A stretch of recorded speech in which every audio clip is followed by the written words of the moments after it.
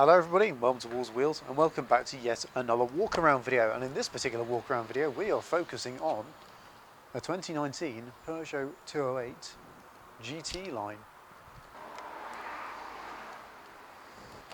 So as with all my other walk arounds so far, let us start underneath the bonnet, and of course as with the combo van we saw a couple of weeks ago now on this channel, we have to do open the passenger door and pull up this little tab that is very common in Peugeot, Citroën, Vauxhall these days, because of course all one group. It's very common in the sense that you have to open the door before you can even undo the bonnet, because of course that is located behind there. There we go. Again, same stick as the combo that we saw a couple of weeks ago. But yes, underneath the engine here, everything is really rather tightly compacted because it's a fairly small car compared to the combo. But what you got under here is the 1.2 litre Puretech 110 horsepower petrol engine. So you can imagine this will push it forwards rather quickly. This one goes to 0 to 60 in about 9-ish seconds. So underneath the bonnet then, as with most modern cars, you've got everything hidden really behind a wall of plastic. But you've got your expansion tank here for the coolant, windscreen washer, fluid level bottle just there, obviously going to be within the front wing, but that's standard on most modern cars. Got your oil fill up, dipstick, some silicone hosing just here. I'm a fan of silicone hosing. Battery pack, lights, all easily accessible.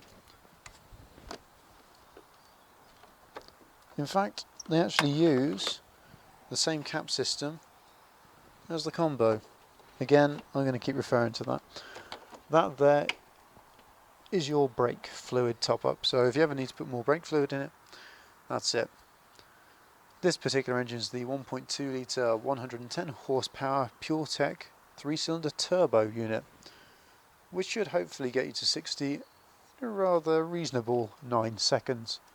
Not too dissimilar to my Panda, which is just parked up over there. Let's go and have a look on the inside of the car, shall we?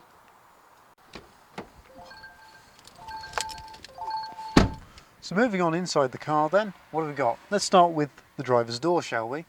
So on this driver's door you've got a little tweeter just down here, and a woofer for all the musical goodness, a little alloy door handle, this little pull here which has got a nice little red stripe here. I imagine a hark back to the ever famous Peugeot 205 GTI. If it is, fantastic, do like a 205 GTI. You've also got your little door mirror adjuster, so that's easily accessible for the driver. And of course, being a 5-door, you've also got your little electric window switches just down here. So you've got driver, passenger, rear passenger. Because of course every car is going to have a rear driver in it. Moving on to the instrument cluster then, checking the car's not in gear. They come on, or they have a little dance as well, and the lights all come on. It's all rather exciting and spaceship-like, isn't it? But what we've got here, temperature gauge, rev counter, little LCD screen which tells you miles an hour, how many miles the car's done, average, that kind of deal. You also got an analog speedo and your fuel gauge, because no car is ever complete without a fuel gauge, is it? On here as well you've got your little settings button for the LCD screen, and you can change the lighting settings for it as well, so they can either be brighter or dimmer depending on where you're driving. I'm not going to change that because I'm pretty sure the owner of the car wouldn't be particularly happy if I did that. So moving on then, we've got your windscreen wipers, move them up for the speed changes. There we go, you've also got one for the rear. Rather good. You've got your indicators. Give a side clunk. And then of course, probably the most famous feature of the 208, its ever chunky but tiny steering wheel. I actually really like this. It's so tiny, it's like a go-kart, but then again, with the modern technology cars have these days with electronic steering, they don't need to be big weighty steering wheels anymore. They just be tiny little chunky go-karty like things like this, which is awesome. This of course does have a flat steering wheel bottom to it, so it adds to that little sporty feel even more. And of course, red and black stitching. Oh, no car is ever complete without red and black stitching, but it does fit in with the rest of the car's theme. So little red stripe down here, and of course the stitching on the seats as well. We'll get onto the seats a little bit more in a moment. On the steering wheel though, you've got your horn. Not going to press it, we're in a residential area. You've got your little selector, so you can change between radio stations. You've got phone answer and put down, and you've also got volume and mute, which is always very good to have handy. Moving on to the radio then, you've got this large touchscreen here with a little clock up there, which is very nice. Little vents down here. Moving on down it, you've got car lock, gives a solid clunk. Your hazard warning lights, easily accessible when you need it. You got your demister, auto, air conditioning, another demister. This will be for the rear, that will be for the windscreen. Then you've got fan directions and speed, so that's higher speed, that's lower speed, and recirculation. And of course, you've got your temperature controls, because I believe this car's got a dual zone sort of thing, so the passenger can be one temperature and the driver can be another. That's always very useful indeedy. So, moving down the car then, we've got a little cubby hole just down here and there. You've got your 12-volt socket, and you've got your little USB. Gearbox then, it's a 6-speed gearbox, so much like my Panda. First, second, third, fourth, fifth, sixth. And to put it into reverse, you lift up a little knob and put it into reverse gear. Just down here as well, you do have metal pedals to add to that all-ever sporty feel to it, because of course being a GT line, it's only one level down from the GTI.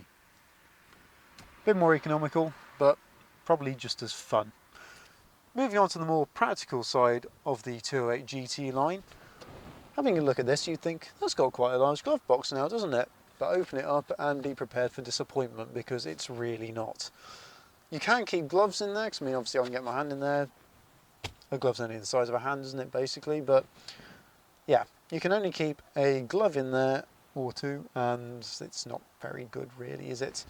The reason for that being, of course, Peugeot being a French company, when they convert a car to right-hand drive, they just put the wheel on the other side. But that in there is your fuse box in the 208, and the thing is, Peugeot just never bothered to move it to the other side. So in Britain, at least, we get a tiny glove box.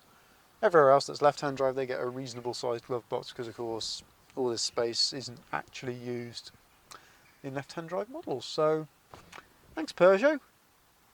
On the plus side though, the seats in this are rather comfortable. I mean, you've got these lovely little bolsters which hold you in, adding to the sporty feel of the car. It's all rather nicely placed. Everything's kind of where you want it to be. I can't see anything wrong with it. Can you so far? Shall we move on into the back and find out what the back is like? So getting into the back of the 208 GT line is incredibly easy. The doors are fairly rectangular, and of course the space where you put your feet in the car, yeah, rather good in here. You've got the seat in my driving position at the minute. I'm, roughly around 6 foot-ish, but yeah, I've got plenty of knee room, leg room, plenty of room to move around. Headroom, pretty good. And of course, being a 5-seater, this can of course take 3 people into the back of the car. Not that you particularly want to have 3 fully grown adults in the back of the car for a fairly long journey, but I can see short journeys being pretty good. 3 kids in the back of here though, definitely rather good. And of course, one thing of interest with this is of course Isofix child seat restraint points, which is always very good when you're making a car that families may well buy. Well done, Peugeot. And of course, these little head restraints here, whatever you want to call them, yeah, they don't intrude too much into your space. Pretty good. And of course, down here on the door, you've got another tweeter, another woofer just down here, and of course, electric windows in the back. You got your little switch. Same on that door just over there. Let's move on to the boot. Looking in the boot then, little button. There we go. Obviously this car is in daily use, so don't expect the boot to be completely empty, but in here you've got 285 litres worth of boot space, which is always very useful. Behind this panel here, there's another one on the passenger side. This is your access to the rear light, so when you need to change bulbs and things like that in them, that's where you go. Looking underneath the boot floor, you've got a full-size spare wheel, and obviously all the other ancillaries and accessories that need to come with it. Just up here, you have a tiny little boot light, but then again, it's not a very large boot. That's all you need. And of course, in the back here, 60/40 split fold rear seats. So being the GT line, this particular car comes with rear disc brakes and 17-inch alloy wheels. Of course, rivals to the 208 are the Renault Clio, Vauxhall Corsa, Fiat Tipo, that kind of sort of range of hatchback. In terms of performance, you're probably looking at the Clio GT line, Tipo Sport, things like that. Anyway guys, let me know what you think of the 208. Would you buy one? Would you even consider buying one? Let me know in the comments below. Of course, if you have enjoyed this little walk around of the 208 GT line, of course I can't drive it because I'm not sure being under 25, but there we go. Those are the things we've got to work with. So, if you have enjoyed this video guys, please consider leaving a like, comment down below what you think of the 208 GT line, and of course remember to subscribe for plenty more videos like this to come. Also, don't forget to hit that bell notification as it will tell you every time a new video goes live.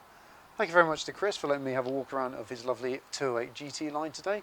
And of course, I shall see you guys next week. Farewell.